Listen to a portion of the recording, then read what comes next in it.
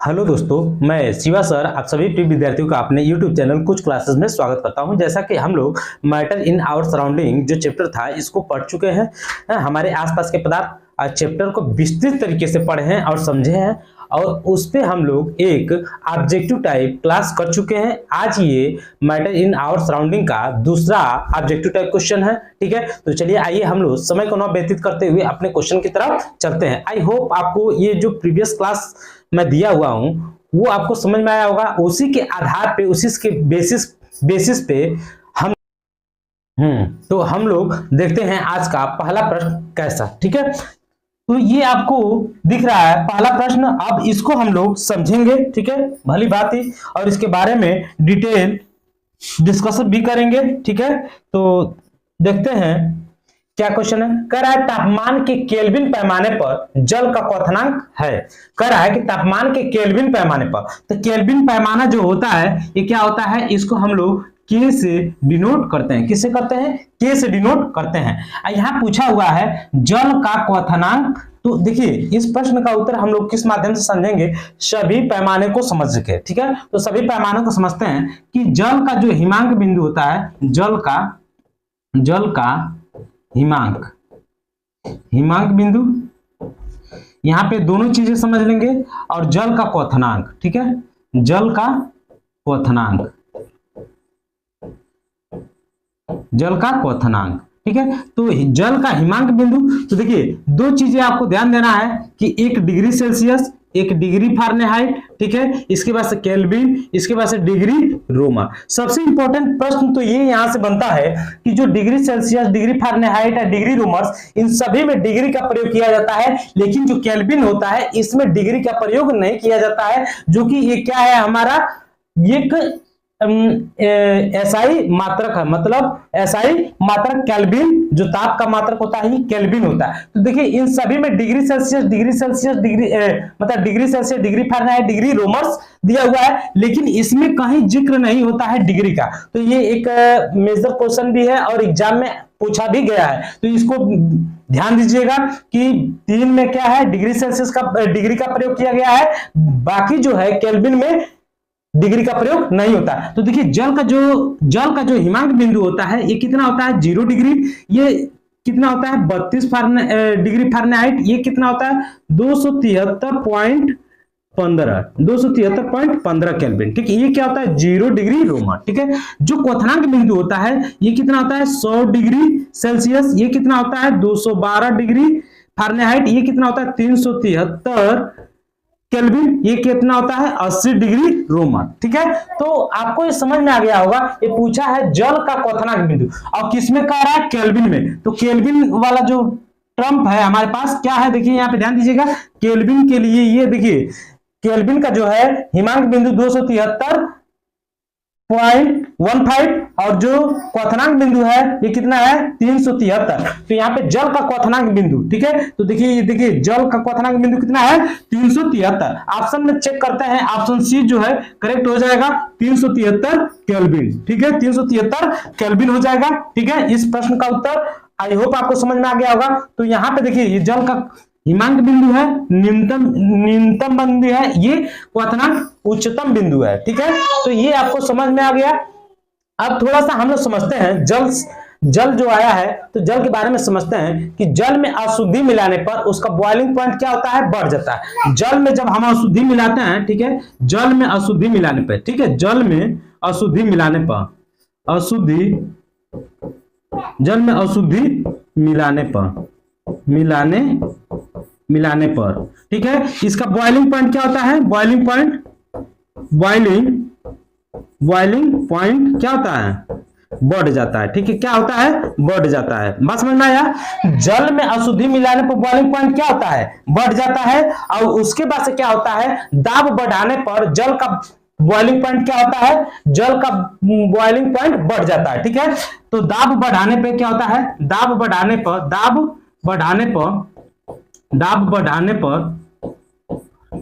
जल का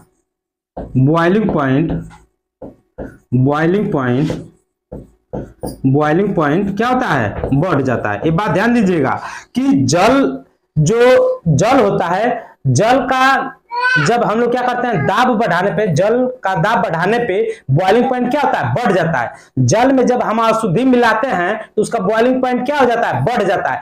एक और क्वेश्चन यहाँ पे इंपॉर्टेंट है, इसको समझिएगा कि जो प्रेशर कुकर होता है, प्रेशर कुकर में जल का बॉइलिंग पॉइंट क्या होता है, कितना डिग्री सेल्सियस होता है। तो प्रेशर कुकर में जल का बॉइलिंग पॉइंट जो होता है, क्वथनांक बिंदु होता है,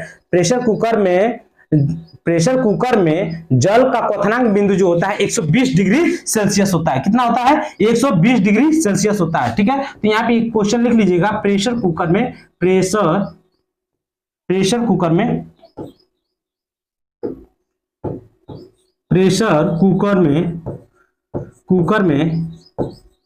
जल का बॉइलिंग पॉइंट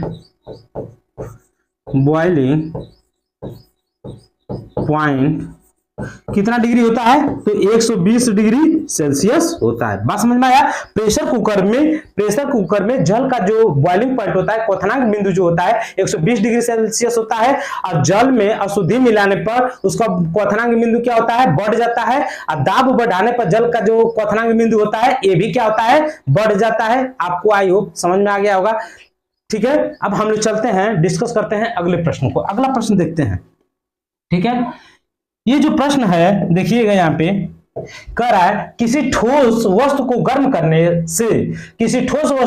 करने से उसका सीधे गैस रूप में परिवर्तित हो जाने का प्रक्रम कहलाता है। ठीक है, तो देखिए यहाँ पे हम लोग समझते हैं, यहाँ पे डायग्राम के माध्यम से। ठीक है, गैस, ठीक है, क्या होता है, गैस। ठीक है, एक डायग्राम यहाँ पे हम लोग बना लिए, एक बॉक्स, एक यहाँ पे बना लिए। ठीक है, ये ठोस कर लिए यहाँ पे। ठीक है, यहाँ पे ये बनाने का ये तात्पर्य है कि आपका एक भी क्वेश्चन यहाँ पे छूटे ना और बेहतर तरीके से आपको समझ में आ जाए। ठीक है, तो देखिए जब हम ठोस से द्रव में जाएंगे, ठीक, द्रव से जब हम गैस में जाएंगे, और जब गैस से हम लोग किसमें आएंगे, ठोस में। ठीक है, जब द्रव से हम लोग ठोस में जाएंगे, द्रव से हम लोग किसमें जाएंगे, ठोस में जाएंगे, और ठोस से हम लोग गैस में जाएंगे, फिर गैस से हम लोग द्रव में आएंगे। तो इन सभी प्रश्नों का जो उत्तर है आपको अभी विद इन सेकेंड मिलने वाला है और समझ में भी आएगा। ठीक है, तो सबसे पहले हम लोग समझते हैं कि ठोस से द्रव में जब आएंगे तो वह कौन सी क्रिया कहलाएगी, तो ये कहलाएगी गलन। क्या कहलाएगी,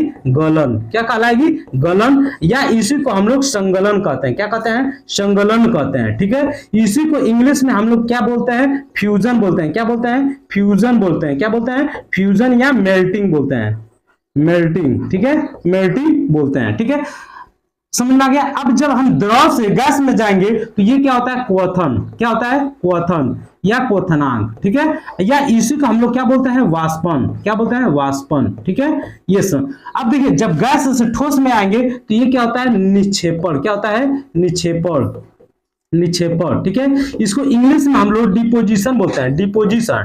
ठीक है, क्या बोलते हैं, डिपोजिशन बोलते हैं। बात समझ में आ गया। अब देखिए, अब जब हम द्रव से ठोस में जाएंगे, जब द्रव से ठोस में जाएंगे तो क्या होगा, यहाँ पे जब द्रव से हम लोग ठोस में जाएंगे तो ये हमारा क्या होगा, जमना। क्या होगा, जमना। ठीक है, जमना, या इसी को इंग्लिश में फ्रीजिंग बोलते हैं। क्या बोलते हैं, फ्रीजिंग।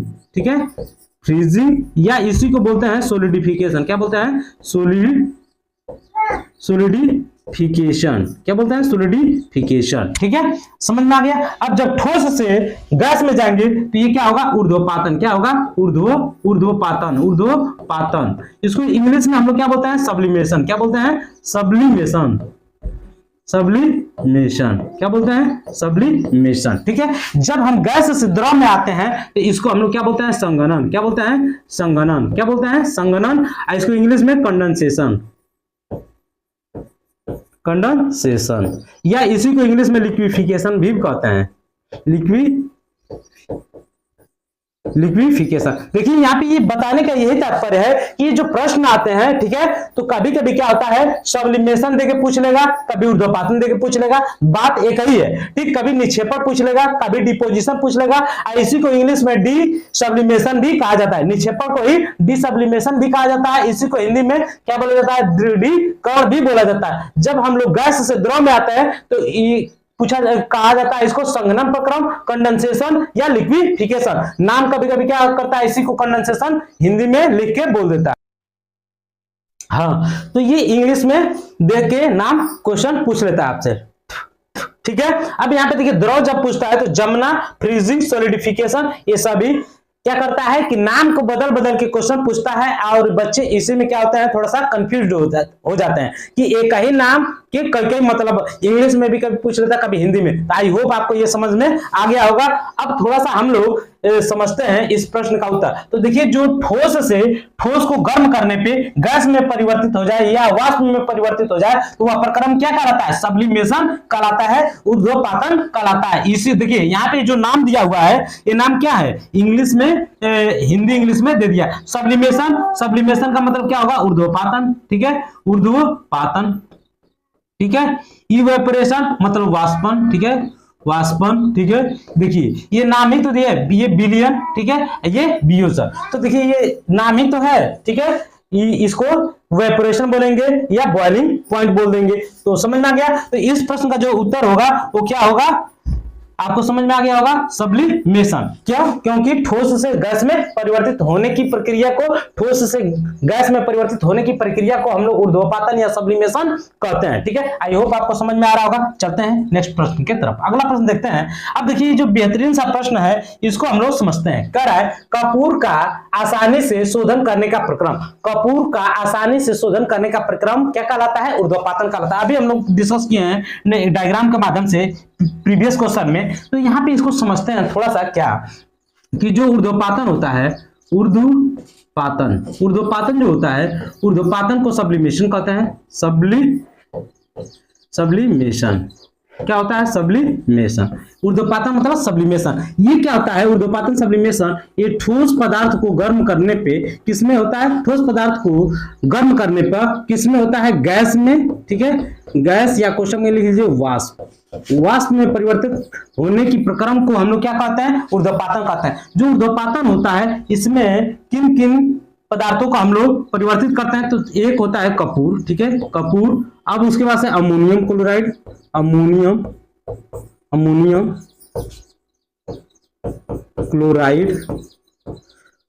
क्लोराइड, ठीक, इसका सूत्र होता है NH4Cl, ठीक है। उसके बाद से क्या होता है?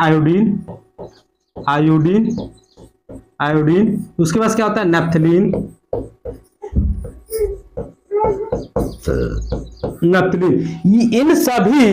इन सभी को हम लोग ऊर्ध्वपातन विधि द्वारा क्या करते हैं?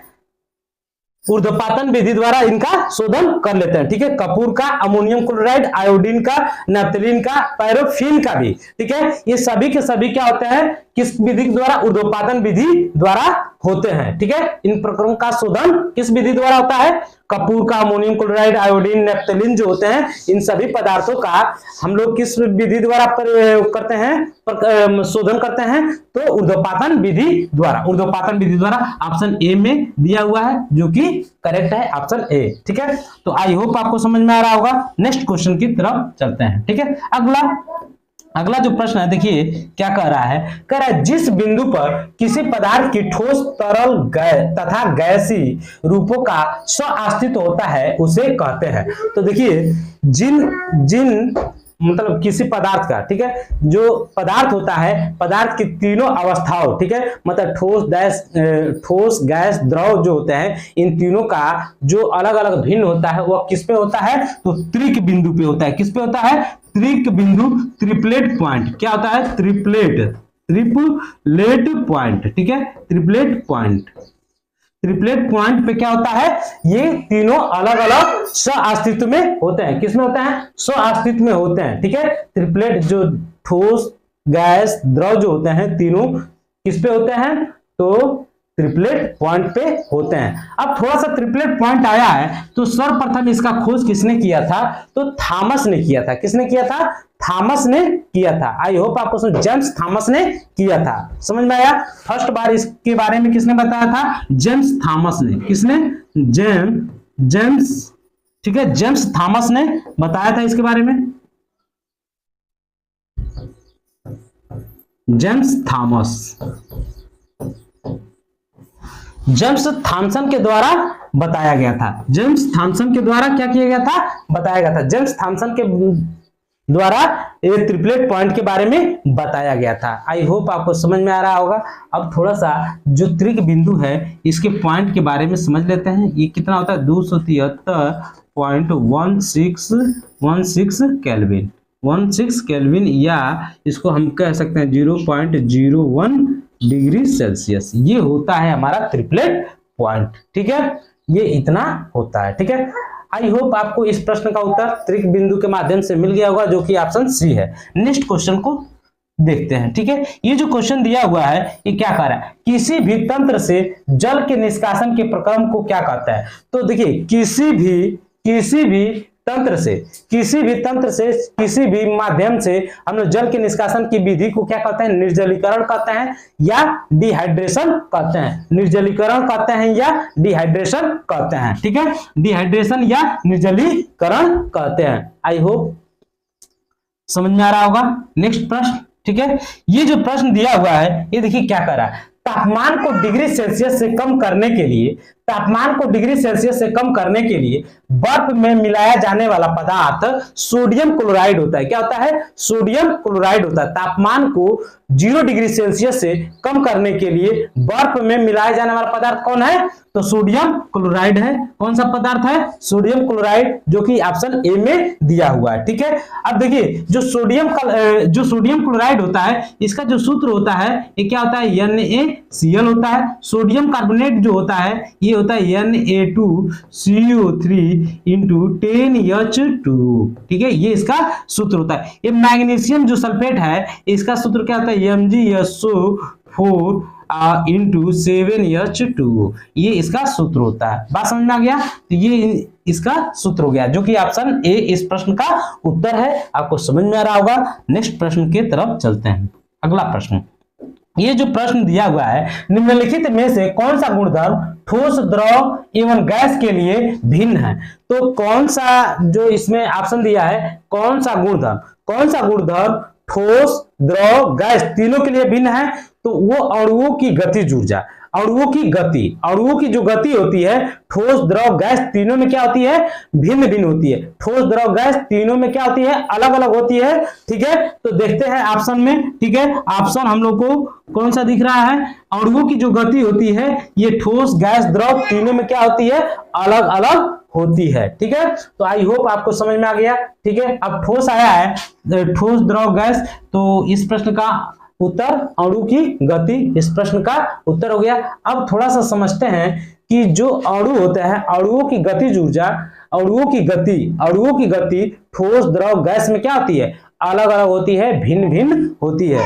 क्या होती है, भिन्न भिन्न होती है, अलग अलग होती है। ठीक है, उसके बाद से क्या होता है कि ठोस पदार्थ में, ठीक है, ठोस पदार्थ में क्या होता है, समझिएगा यहाँ पे, ठोस पदार्थ में क्या होता है, कम। ठीक है, और गैस में, ठीक है, गैस में अधिक होता है। ठीक है, गैस में क्या होता है, गति ठोस पदार्थ में अणुओं की गति क्या होती है, कम होती है, जबकि गैस में क्या होती है, अणुओं की गति अधिक होती है। ठीक है, तो ये बात आपको समझना है। क्या समझना है कि ठोस में अणुओं की गति क्या होती है, कम होती है, और अणुओं की गति गैस में क्या होती है, अधिक होती है। ठीक है, आई होप आपको समझ में आ गया होगा। हम लोग चलते हैं नेक्स्ट प्रश्न के तरफ। अगला प्रश्न देखते हैं। ये जो प्रश्न है ये देखिए कितना बेहतरीन प्रश्न है। कह रहा तापमान को कितना कम कर देने से सभी गैस शून्य आयतन घेरेंगे।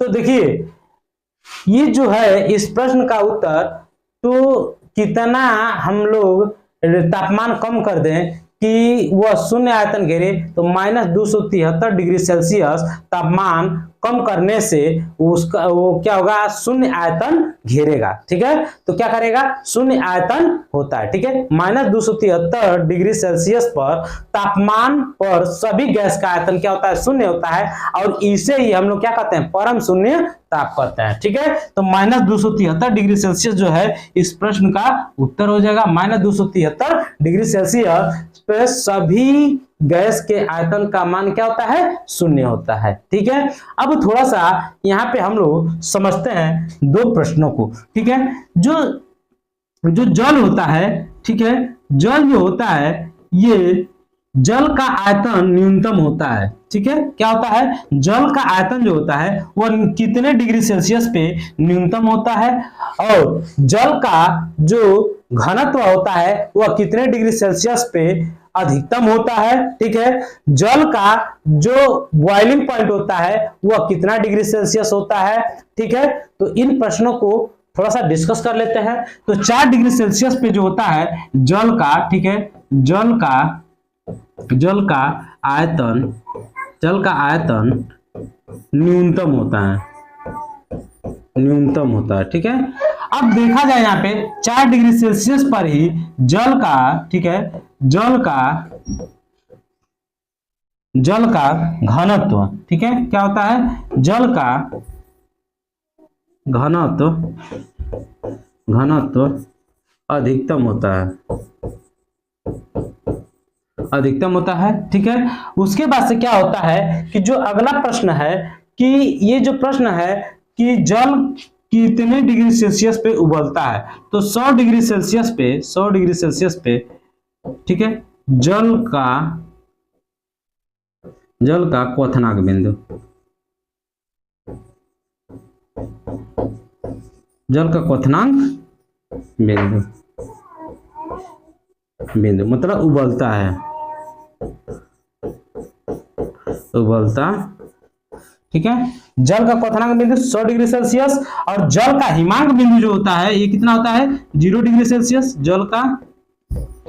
जल का हिमांक बिंदु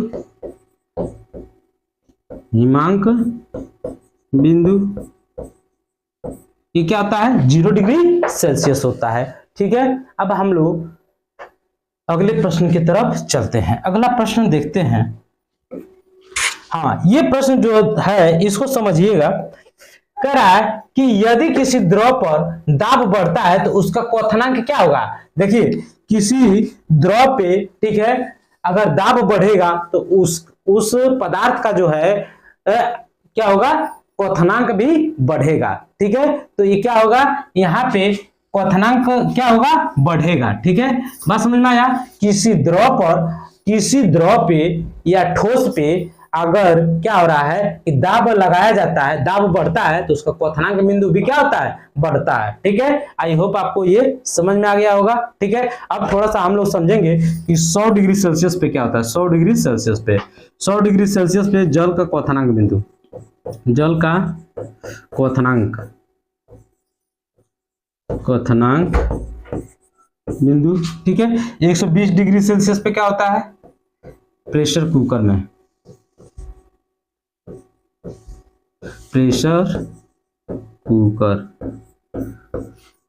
में जल का बॉइलिंग पॉइंट, जल का क्वथनांक बिंदु 120 डिग्री सेल्सियस होता है। ठीक है, तो यहाँ पे आपको ये प्रश्न के माध्यम से समझ में आया कि जल का जो क्वथनांक बिंदु होता है प्रेशर कुकर में कितना डिग्री सेल्सियस होता है, तो 120 डिग्री सेल्सियस होता है। जो जल होता है, जल का क्वथनांक बिंदु कितना होता है, मतलब जिस पर जल उबलता है वह कितना डिग्री सेल्सियस, तो 100 डिग्री सेल्सियस। ठीक है, अब 4 डिग्री सेल्सियस पे जल का घनत्व कितना होता है, अधिकतम होता है। 4 डिग्री सेल्सियस पे जल का जो आयतन होता है वो क्या होता है, न्यूनतम होता है। ठीक है, तो अब हम लोग चलते हैं अगले प्रश्न की तरफ। अगला प्रश्न देखते हैं। ये जो प्रश्न है, देखिए क्या कर रहा है, ठोस का सीधे वाष्प में परिवर्तन होने को कहते हैं। ठोस का सीधे वाष्प में, तो देखिए यहाँ पे हम लोग अभी कुछ देर पहले पढ़े हैं, क्या पढ़े हैं कि अभी डायग्राम देखे हैं, तो यहाँ पे था ठोस, क्या था, यहाँ पे था ठोस। ठीक है, ठोस, यहाँ पे हम लोग बनाए थे गैस, क्या बनाए थे, गैस। ठीक है, तो जब देखिए गैस से ठोस में परिवर्तित हो रहा था उसे क्या कह रहे थे, निक्षेपण। क्या कह रहे थे, निक्षेपण। ठीक है, मतलब डिपोजिशन कह रहे थे। और जब हम लोग ठोस से गैस में जा रहे थे तो इसको क्या कह रहे थे, ऊर्ध्वपातन। क्या कह रहे थे, ऊर्ध्वपातन। ऊर्ध्वपातन मतलब सब्लिमेशन। क्या कह रहे थे, सब्लिमेशन कह रहे थे। ठीक है, तो ये देखिए यहाँ पे कह रहा है ठोस का सीधे वाष्प में परिवर्तन होने को क्या कहते हैं, तो कहते हैं ऊर्ध्वपातन। ये करेक्ट कर लीजिएगा, यहाँ पे क्या होगा, ऊर्ध्वपातन। ऊर्ध्वपातन, ऊर्ध्वपातन ऑप्शन डी क्या हो जाएगा, करेक्ट हो जाएगा। ठीक है, तो अब यहाँ पे ये आपको समझ में आया ऊर्ध्वपातन क्या होता है, तो ठोस का सीधे गैस में या वाष्प में परिवर्तित होने की प्रक्रिया या प्रक्रम को क्या कहते हैं, ऊर्ध्वपातन कहते हैं। ठीक है, ठोस का गैस में या वाष्प में परिवर्तन होने की प्रक्रिया को ही हम लोग क्या कहते हैं, ऊर्ध्वपातन या सब्लिमेशन कहते हैं। ठीक है, नेक्स्ट क्वेश्चन की तरफ चलते हैं। अगला प्रश्न, ये जो प्रश्न दिया हुआ है यहाँ पे, ये देखिए कह रहा है कि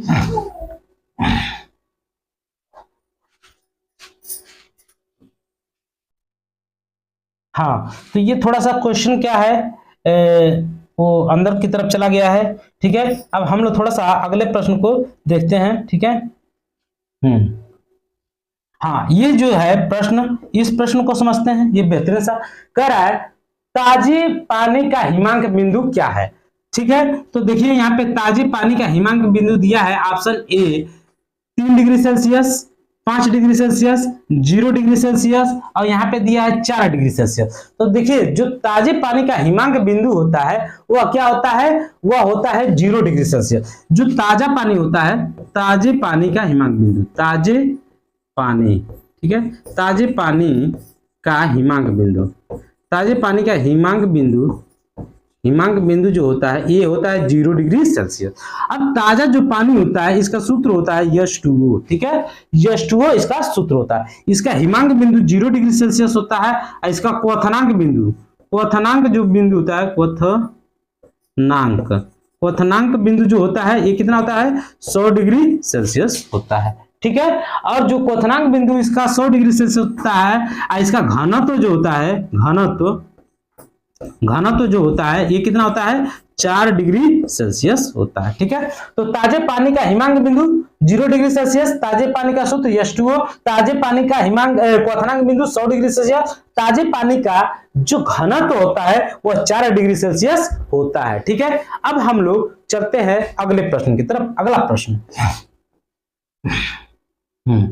ये देखिए ये जो प्रश्न दिया हुआ है ये क्या कर रहा है, कह रहा है आधुनिक रसायन शास्त्र का जनक किसे माना जाता है। ठीक है, तो ऑप्शन देखिए कितना बेहतरीन सेटअप किया गया है। ठीक है, ऑप्शन देख रहे हैं, तो ये ऑप्शन दिया हुआ है यहाँ पे, कह रहा है कि ए अर्नेस्ट रदरफोर्ड, ऑप्शन ए। दूसरा क्या है, ऑटो हैन, ठीक है, बी मेंडलीफ, ठीक है, और डी एंटोनी लेवोजियर। ठीक है, तो आधुनिक रसायन शास्त्र का जनक किसे कहा गया, तो आधुनिक रसायन शास्त्र का जो जनक है वो है एंटोनियो लेवोजियर। ठीक है, ऐसा इसलिए कि इन्होंने रासायनिक संयोजन के रासायनिक अभिक्रिया के बारे में, मतलब रासायनिक जो सिद्धांत दिया गया था उसमें इन्होंने 2 नियम वो प्रतिपादित किए। ठीक है, तो 2 नियम प्रतिपादित जो किए उसमें पहला था द्रव्यमान संरक्षण का नियम, ठीक है, जो कि संतुलित अभिक्रियाओं पे काम करता है। ठीक है, तो इन्होंने लेवासियर सामने दिया था। ठीक है, और जो दूसरा नियम था स्थिर अनुपात का नियम, वो लेवासियर और प्राउस्ट के द्वारा दिया गया था। तो मेनली प्राउस्ट का नाम आता है और ये जो नियम था ये दिया गया था। ठीक है, तो इसी की वजह से इन्हीं कार्यों के द्वारा इनको एंटोनियो लेवाजियो को फादर ऑफ केमिस्ट्री कहा जाने लगा। अब ठीक है, अब थोड़ा सा इनके बारे में चर्चा कर लेते हैं। जो ये है अर्नेस्ट रदरफोर्ड, इन्होंने किसके बारे में बताया था, अर्नेस्ट रदरफोर्ड ने किसके बारे में बताया था, ये रदरफोर्ड जो थे ये नाभिक के जनक कहे जाते हैं। ये किसके कहे जाते हैं, नाभिक जो है, नाभिक के जनक। ठीक है, नाभिक के जनक रदरफोर्ड जी कौन थे, तो ये नाभिक के जनक कहे जाते हैं। ऑटो हैन जो है ये कौन थे, तो ये थे आपके परमाणु विखंडन का सिद्धांत, परमाणु विखंडन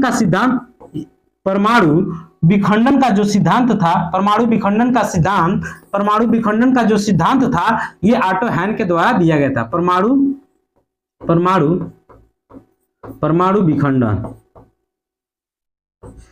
विखंडन का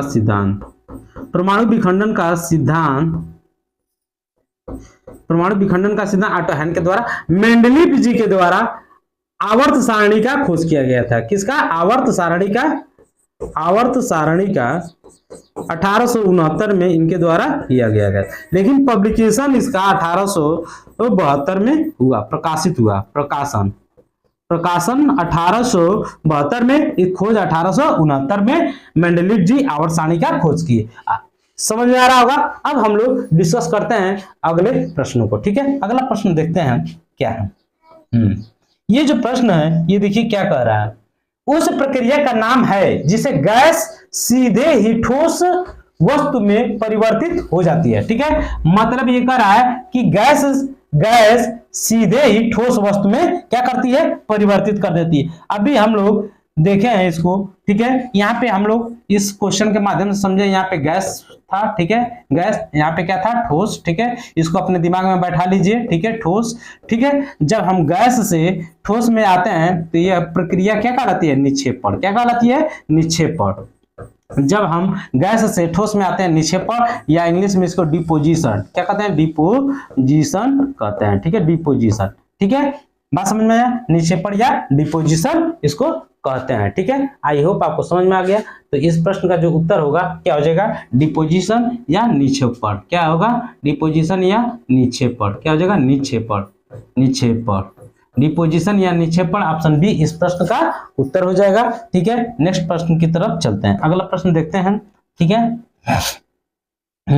ये कह रहा है कि यहाँ स्पेस दिया है, पदार्थ की उन अवस्थाओं में से एक है जो बहुत ही कम घनत्व वाली गैस को अत्यंत कम ताप के तहत ठंडा करके प्राप्त होता है, ठीक है। तो सबसे पहले कि जो हम लोग पदार्थ की अवस्था, भौतिक अवस्था को पढ़े थे, किसकी, भौतिक अवस्था को, भौतिक अवस्था, ठीक है, भौतिक अवस्था, ठीक है।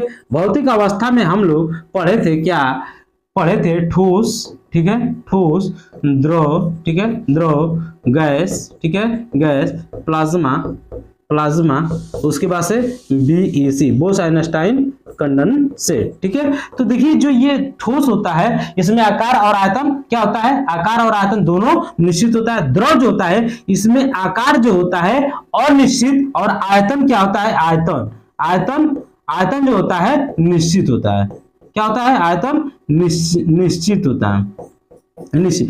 ये जो गैस होता है, गैस में आकार और आयतन दोनों क्या होता है, अनिश्चित होता है। लेकिन जो प्लाज्मा होता है ये उच्च तापमान पे काम करता है, ठीक है, उच्च तापमान, उच्च तापमान पे काम करता है। जो बीईसी होता है ये निम्न तापमान पे काम करता है, ठीक है। प्लाज्मा जो होता है ये उच्च तापमान पे काम करता है, और जो हमारा बीईसी, बोस-आइंस्टाइन कंडेंसेट होता है, ये क्या होता है, निम्न तापमान पे काम करता है। तो इस प्रश्न में कह रहा है कि ठंडा प्राप्त, मतलब अत्यंत कम तापमान के तहत क्या होता है, प्राप्त होती है। तो क्या प्राप्त होती है, बीईसी, मतलब बोस-आइंस्टाइन कंडेंसेट, जो कि ऑप्शन सी में दिया हुआ है, ऑप्शन सी, बोस-आइंस्टाइन कंडेंसेट, बीईसी क्या होता है, बीईसी ये जो होता है ये निम्न ताप पे प्राप्त होता है, ठीक है।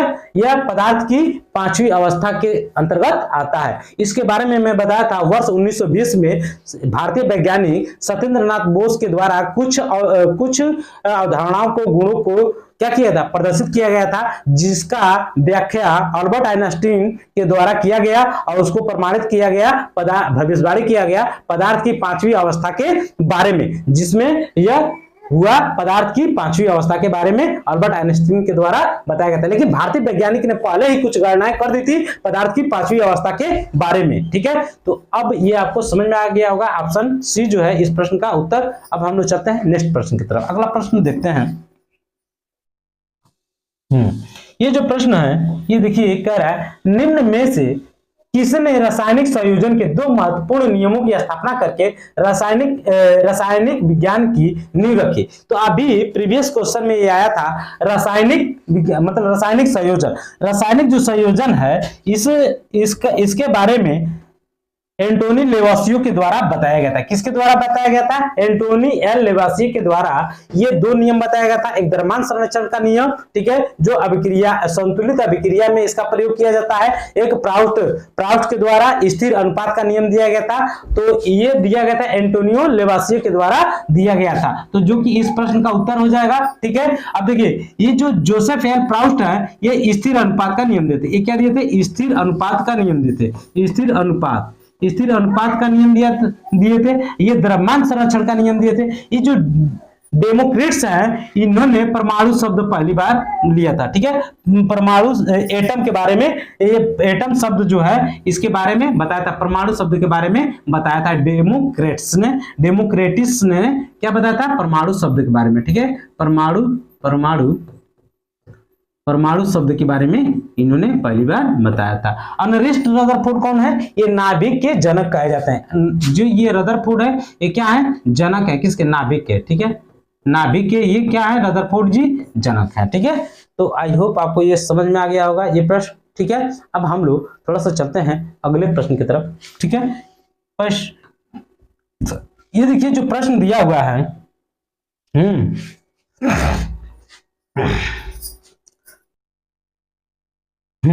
तो इस प्रश्न का उत्तर आपको प्राप्त हो गया। रासायनिक संयोजन के दो महत्वपूर्ण नियमों की स्थापना करके रासायनिक विज्ञान की नींव किसने रखी थी, तो एंटोइन एल लेवासिये के द्वारा क्या किया गया था, ये लिया गया था। ठीक है, एंटोइन एल लेवासिये के द्वारा रासायनिक संयोजन का नींव रख के उनको फादर कहा, मतलब उनके आधार पे ये जब रासायनिक संयोजन के दो महत्वपूर्ण नियम प्रतिपादित किए तो इसी के आधार पे इनको कहा जाना। इसके अलावा इन्होंने हाइड्रोजन ऑक्सीजन का, ठीक है, क्या किया था, नामकरण किया था। ठीक है, हाइड्रोजन के खोजकर्ता एच कैवेंडिश के द्वारा हुआ था, लेकिन जो ये हाइड्रोजन नाम है ये एंटोनी एल लेवासिये ने दिया था। ऑक्सीजन की खोज सिले प्रिस्टे के द्वारा 1774 में किया गया था, लेकिन इसका नामकरण किसने, एंटोनी एल लेवासिये के द्वारा दिया गया था। ठीक है, द्रव्यमान संरक्षण का नियम अभिक्रिया को संतुलित अभिक्रिया पे लागू होता है, यह नियम इन्होंने ही दिया था। नेक्स्ट प्रश्न की तरफ चलते हैं। ठीक है, अगला प्रश्न, ये जो प्रश्न है ये देखिए कितना बेहतरीन प्रश्न है। कह रहा है निम्नलिखित में से कौन सा कथन गलत है, गलत करा है, तो हम लोग थोड़ा सा सही चीज पढ़ लेते हैं। ठीक है, गलत तो इसमें दिया है तो थोड़ा सा सही चीज पढ़ लेते हैं। तो देखिए ठोस जो होता है इसका आकार क्या होता है, आकार वह आयतन, आकार वह आयतन, आयतन निश्चित होता है। क्या होता है, आकार व आयतन क्या होता है, निश्चित होता है, निश्चित होता है। ठीक है, जो ठोस होता है इसका आकार और आयतन निश्चित होता है, लेकिन इस ठोस में क्या होता है, घनत्व क्या होता है, अधिक होता है। क्या होता है, घनत्व क्या होता है, अधिक होता है। बात समझ में आ गया, इसमें जो घनत्व होता है ये अधिक होता है, घनत्व क्या होता है, इसमें अधिक होता है। ठोस पदार्थों के कणों के मध्य जो आकर्षण बल होता है वो क्या होता है, अधिक होता है। क्या होता है, अधिक होता है। ठीक है, तो अब यहाँ पे हम लोग थोड़ा सा डिस्कस करते हैं एक एक चीज को, यहाँ पे एक एक पॉइंट को, और देखते हैं कि क्या सही होना। तो देखिए ठोस पदार्थ का आकार अनिश्चित, यहीं पे मिल गया हमें, अभी देखिए बता दिया आकार और आयतन दोनों क्या होता है, निश्चित होता है। तो जो कि ऑप्शन ये क्या हो जाएगा, ये सही हो जाएगा। अकॉर्डिंग टू प्रश्न, अकॉर्डिंग टू क्वेश्चन आंसर क्या हो जाएगा, हमारा ऑप्शन ए करेक्ट हो जाएगा। ठीक है, लेकिन देखिए आयतन इसका निश्चित होता है। ठोस के बारे में, ठोस पदार्थ क्या होते हैं, कठोर होते हैं। ठोस पदार्थ लगभग असंपीडनी होते हैं। ठीक है, असंपीडनी होते हैं। ठीक है, नेक्स्ट प्रश्न की तरफ हम लोग चलते हैं। अगला प्रश्न देखते हैं, 12 डिग्री सेल्सियस पर जल की भौतिक अवस्था क्या होती है। तो 12 डिग्री सेल्सियस पर जल की जो भौतिक अवस्था होती है द्रव अवस्था होती है। कौन सी अवस्था होती है, द्रव अवस्था होती है। ठीक है, 12 डिग्री सेल्सियस पर जल की भौतिक अवस्था क्या होती है, द्रव अवस्था होती है, जो कि ऑप्शन सी में दिया है। 12 डिग्री सेल्सियस पर जल की भौतिक अवस्था कैसी होती है, द्रव अवस्था होती है। अब थोड़ा सा यहाँ पे हम लोग समझ लेते हैं कि 12 डिग्री सेल्सियस पे, ठीक है, जल का भौतिक अवस्था, जल का भौतिक, ठीक है, अवस्था द्रव होता है। ठीक है, द्रव होता है। ठीक है, 4 डिग्री सेल्सियस पे क्या होता है, 4 डिग्री सेल्सियस पे, ठीक है, जल का घनत्व अधिकतम होता है, ठीक है। 4 डिग्री सेल्सियस पे, 4 डिग्री सेल्सियस पर, ठीक है, जल का आयतन न्यूनतम होता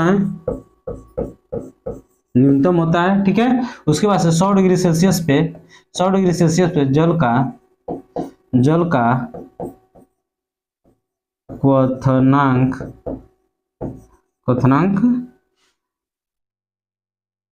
ठीक है, जिसका मतलब उबलना, ठीक है। जल का क्वथनांक अधिकतम होता है कितने पे, 100 डिग्री सेल्सियस पे, ठीक है। बस समझ में आ गया ये इस प्रश्न का उत्तर द्रव, ठीक है। नेक्स्ट प्रश्न की तरफ, अगला प्रश्न देखिए, कह रहा है विसरण के बारे में निम्नलिखित में से क्या सही नहीं है। तो क्या सही नहीं है विसरण के बारे में, ठीक है। तो इसको हम लोग थोड़ा सा समझते हैं, क्या समझते हैं। हाँ, तो इस प्रश्न का विसरण के बारे में कहा है, तो विसरण के बारे में प्रश्न के अनुसार ऑप्शन सी जो है ये क्या हो जाएगा, इस प्रश्न का उत्तर हो जाएगा, ठीक है। कह रहा है कि गैस, जो गैस है, गैस के विसरण की दर उनके आयतन पर निर्भर नहीं करती है। गैस के विसरण की दर उनके आयतन पर क्या होती है, निर्भर नहीं करती है। क्या करती है, निर्भर नहीं करती है, ठीक है। बात समझ में आ गया। ऑप्शन जो सी है इस प्रश्न का उत्तर, ठीक है। बाकी जो है इस प्रश्न का उत्तर, बाकी चलते हैं अगले प्रश्न की तरफ। अगला प्रश्न,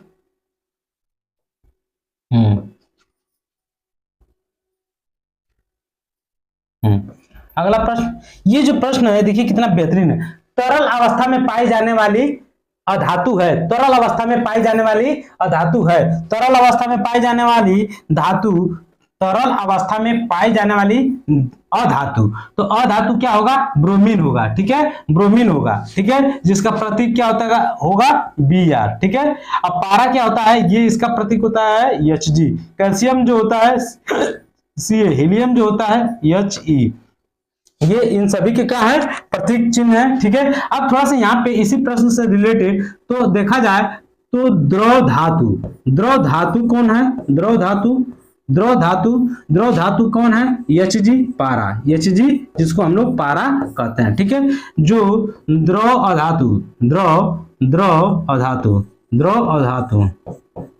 अधातु जो क्या है, ब्रोमीन, ठीक है, Br, ठीक है। अब यहाँ पे प्रश्न जो है तरल अवस्था से रिलेटेड दो प्रश्न थे। अब थोड़ा सा हम लोग हथेली पे पिघल जाने वाला धातु कौन है, ठीक है। हथेली पर पिघलने वाला, हथेली पर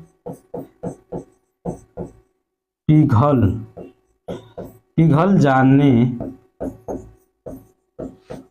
वाला धातु, ठीक है। तो हथेली पे पिघल जाने वाला धातु कौन है, गैलियम, कौन है, गैलियम, ठीक है। कौन सा धातु है, गैलियम, ठीक है। कौन सा धातु है,